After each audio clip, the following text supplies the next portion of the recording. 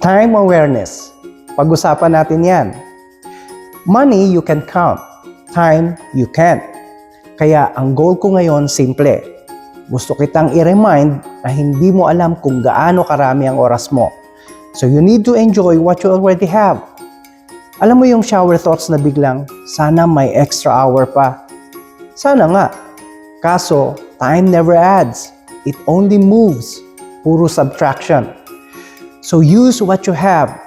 Spend time with people who build you. Take breaks. Say thank you. Be present.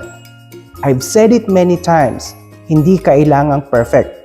Kailangan lang aware ka. Yung mga simpleng sandali na hindi ka nagmamadali, panalo na yon. Enjoy your moments.